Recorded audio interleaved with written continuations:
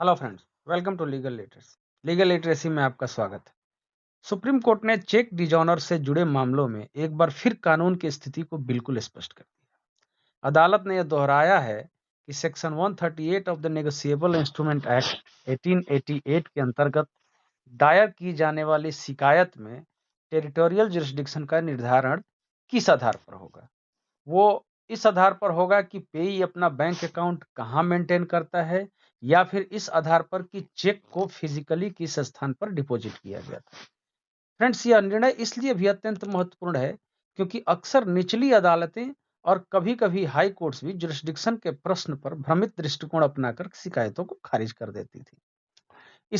मामले की सुनवाई सुप्रीम कोर्ट की उस पीठ ने की जिसमें शामिल थे justice Sanjay Kumar and justice SC. Sharma, और जस्टिस संजय कुमार द्वारा यह ऑथर किया गया।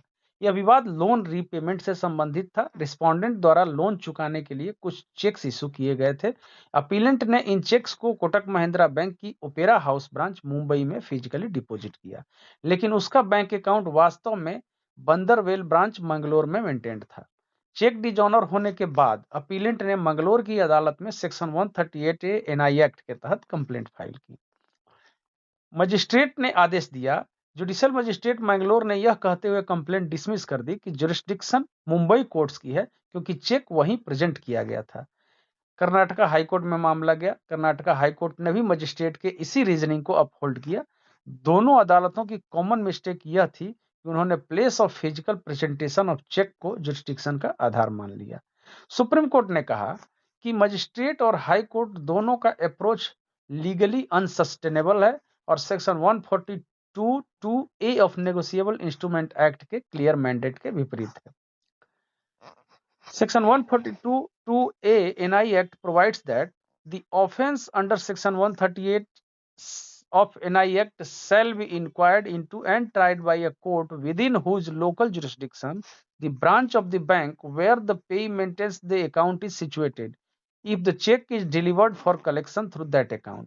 इसका मतलब आप समझ लो, कोर्ट ने स्पष्ट किया कि place where cheque is physically deposited is irrelevant, और जहां चेक पेई का बैंक अकाउंट है मेंटेन हो रहा है वो डिसिसिव है, वो रेलेवेंट है।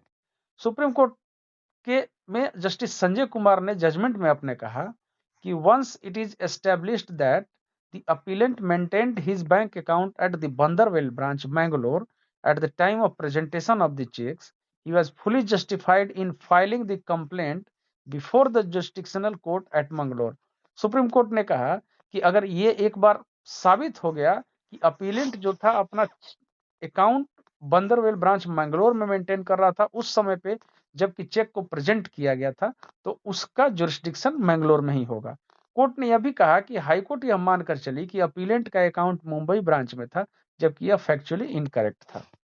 सुप्रीम कोर्ट ने अपने एक पुराने और लैंडमार्क जजमेंट पर रिलायंस रखा जिसका नाम है bridge stone India private limited versus Inderpal Singh, 2016 का जजमेंट है। अब इसमें जो लीगल प्रिंसिपल लेट डाउन हुआ था वह था कि jurisdiction lies where the payee's bank branch is situated. जहां पेई का बैंक ब्रांच है वहां पे जुरिस्डिक्शन, वहां पे क्षेत्राधिकार बनता है, provided that the cheque is deposited through that account.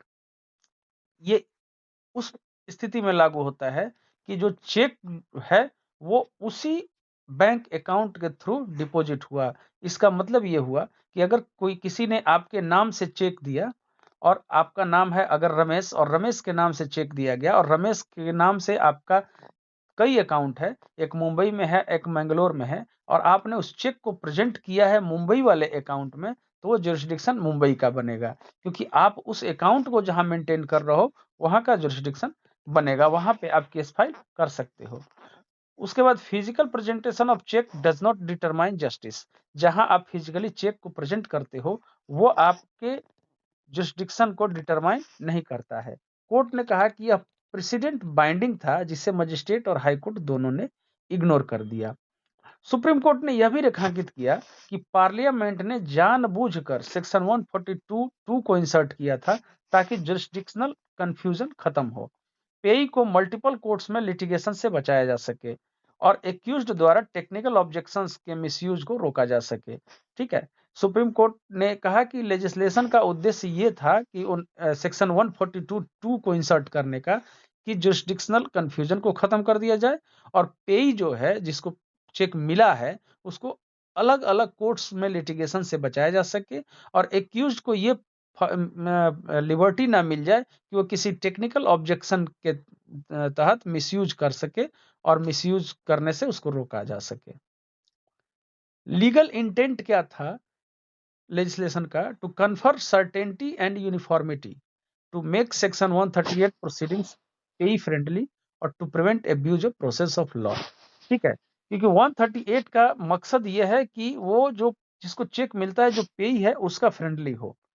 Final order में सुप्रीम कोर्ट ने क्या किया कि अपील को अलाउ कर दिया और कर्नाटका हाई कोर्ट और मजिस्ट्रेट के ऑर्डर को सेट असाइड कर दिया और judicial magistrate first class 5th Mangalore को डायरेक्शन दी गई कि कंप्लेंट्स को एंटरटेन किया जाए और उनका एक्सपेडिशियस एडजुडिकेशन किया जाए इन अकॉर्डेंस विद लॉ।